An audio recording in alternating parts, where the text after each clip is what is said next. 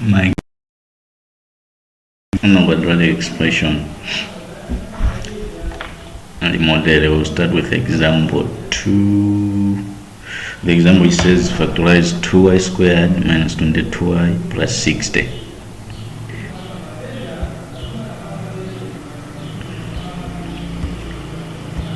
Y squared minus 22y plus 60. We go to factorize this expression. To factorize it, we're going to multiply first term and constant.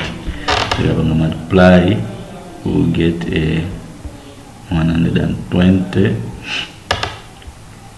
y squared. Now we're looking for factors.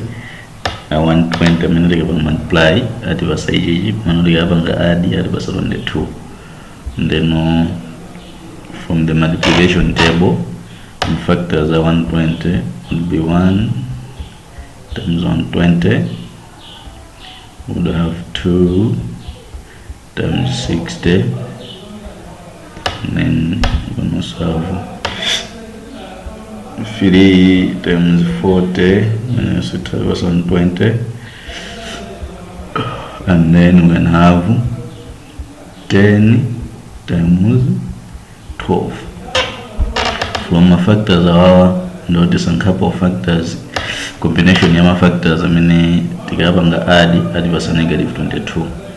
Then from here, check, you can see that when we take 22, the 10 and 12.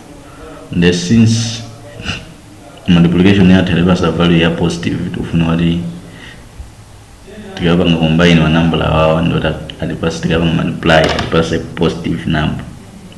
Come on the middle term here to carry a negative. This means also take and both of the numbers have to be negative. Therefore have negative 10 and negative 12. What it happens is factors that will in the hour. Nobody can go to the next step of our factorization. We have 2y squared minus 10y minus 12y plus 60. From here, if you do the math, 10 and 12, negative 10y minus 12y will give you minus 22y. Now you proceed with your factorization with normal group, group E and this group. To factorize, there's a common factor group here and be like the common factor of only 2y. 2y will have 2y squared over some y. 2y will have negative 10y over some minus 5. Then we go into the second group, common factor, however, the negative 12. Negative 12y over some y, negative 12 and 60 over some minus 5. Because if you do 5 times 12, you'll get a 60. And then, we figure stage E, not your plate much done, not move on create 2y minus 12 bracket, and then y minus 5. It means reaching the point to factorize that expression. Another example says to factorize x squared minus 13x plus 40. X squared minus 13x plus 40. Factorize x squared minus 13x plus 40. To factorize my factors are 40. I'm going to multiply at the verse 40. I'm going to add at the verse 13. To add at the verse 13. To find those factors,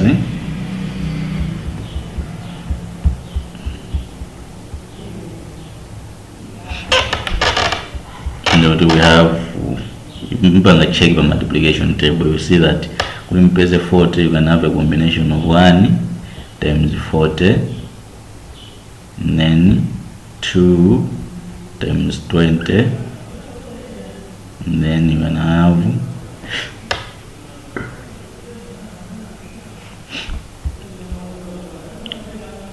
4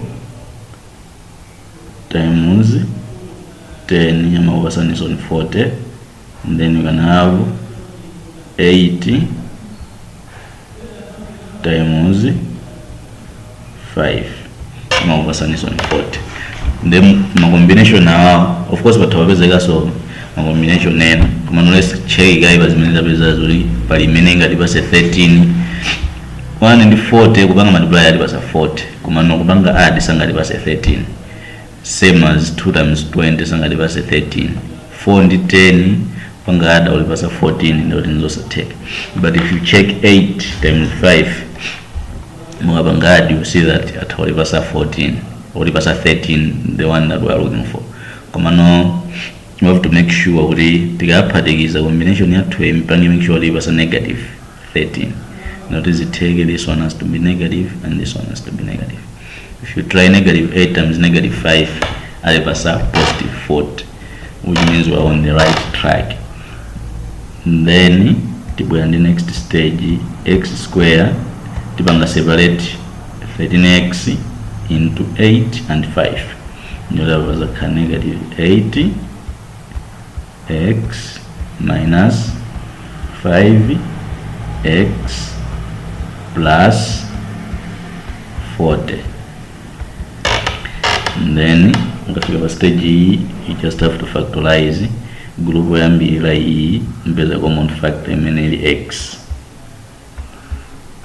ulwa x squared in the x ulwa negative 8 in the minus 8, and then hapa the minus common factor to minus 5. Minus 5 and 5x and the x, minus 5 and 40 and the minus 8.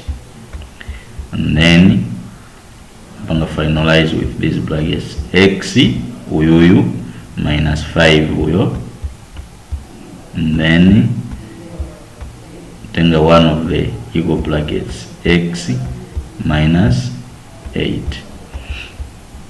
Nilumukafika point menu and don't come factorize expression in another example says to factorize negative 20x squared plus 14x plus 24.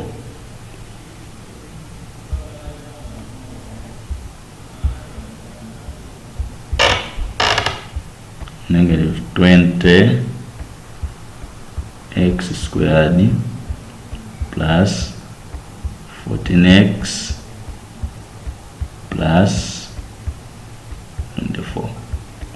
We're supposed to factorize this one. Now the bank factorize the value multiply this and this. 20 times 24, you find out that is 480. Now from 480, the combination imene tikabanga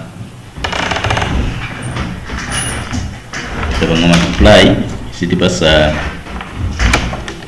480 kama no tikabanga add isitipasa 14